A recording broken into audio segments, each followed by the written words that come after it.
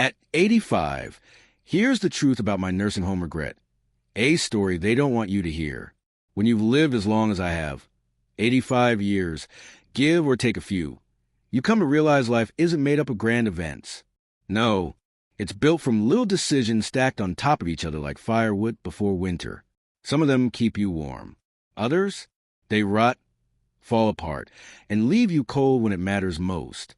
And there's one decision, one tiny seeming fork in the road, that I've come to regret more than any other: moving into a nursing home.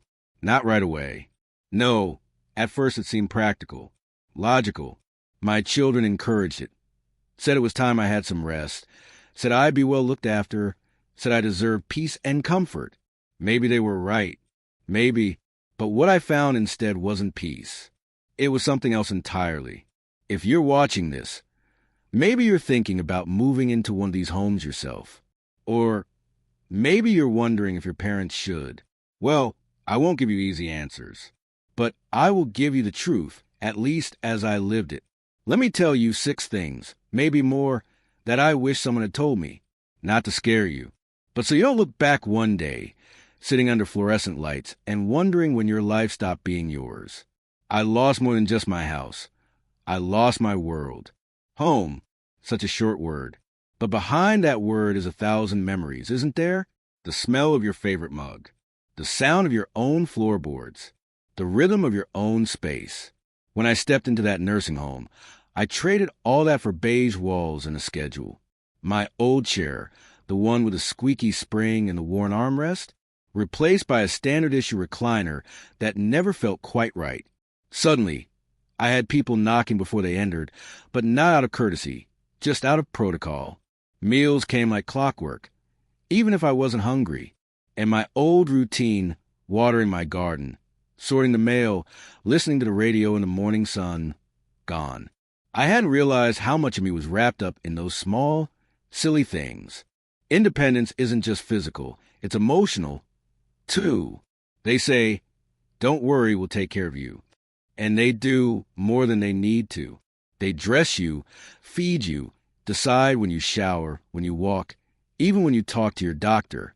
It feels helpful at first, but then it feels like you're fading, like your choices don't matter.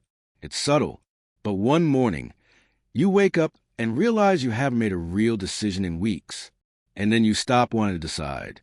That's the worst part. Loneliness isn't just being alone, it's being forgotten. In the beginning, people come around. Family visits, calls, cards. But life is loud and fast, and you become a quiet footnote in their day. One Christmas, my granddaughter forgot to send a card. Just a card. You'd think, so what? It's just paper. But to me, it was a symbol that maybe, just maybe, I wasn't needed anymore. And that cuts deeper than any arthritis. They call it care, but it feels like control. Let me be clear, most of the nurses were kind. Overworked, tired, but kind. Still, kindness doesn't fill the hole left by freedom. I wanted toast one evening. Just toast. Not the dry turkey sandwich on my dinner tray. They said the kitchen was closed. Rules, you know. But when you're 85 and you want toast at 8:15 p.m., it doesn't feel like a rule. It feels like prison. You age faster when you stop moving. Back home, I used to shuffle down to the mailbox, water the plants, walk the dog. Well, he mostly walked me. In here, I barely moved. Everything was brought to me. Every step I didn't take felt like my muscles shrinking. Within months, I needed a cane. Not because I had to, but because my body forgot how to hold me up. I used to wake up sore from mowing the lawn. Now I woke up sore from sleeping. You think you're resting, but really you're rusting. Purpose doesn't come from activities on a calendar. They try, bless them. Bingo, chair yoga, movie nights. But it's not the same as having a reason to wake up, a reason to matter. I used to volunteer at the library, help the little ones with their reading. After moving in, I asked if I could help at the local school. Too risky, they said. So I watched reruns of old westerns while my mind grew dusty. Purpose isn't something they give you. It's something you live. And without it, days blend together like wallpaper. You can't go back, even if you want to This is the part no one talks about. Once you're in, it's hard to get out. Selling my house? That was irreversible. My old neighborhood? Changed. I couldn't just go back home. It wasn't there anymore. And even if it was, I wasn't the same. I had gotten used to being helped, scheduled, silenced, like a bird that forgot it had wings. Even freedom feels scary when you've gone too long without it.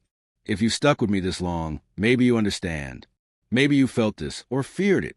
Or maybe you're a son or daughter thinking of what's best for your parent. I'm not saying nursing homes are evil, but I am saying they aren't a solution for everyone. And sometimes the price of safety is too steep if it means losing your soul one day at a time. Let me tell you about Martha.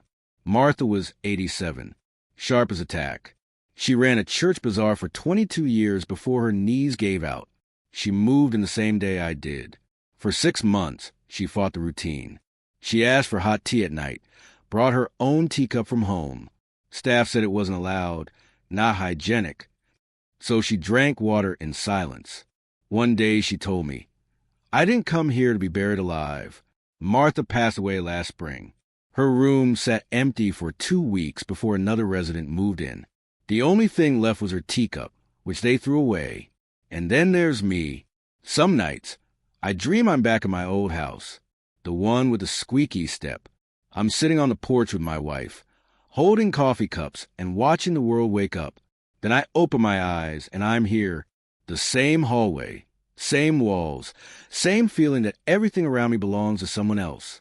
I know it's too late for me to go back, but maybe it's not too late for you. So what do I wish instead? I wish I had asked for help at home. I wish I'd accepted my limitations without surrendering my life. There are services now, home nurses, meal programs, even remote check-ins. But I didn't know, or maybe I was too proud to ask. My advice? Fight for your independence. Redefine what it looks like. Maybe it's a smaller place, a part-time helper, or moving in with family. But don't assume the nursing home is the only path. Because once you walk through those doors, it's harder than you think to ever walk back out.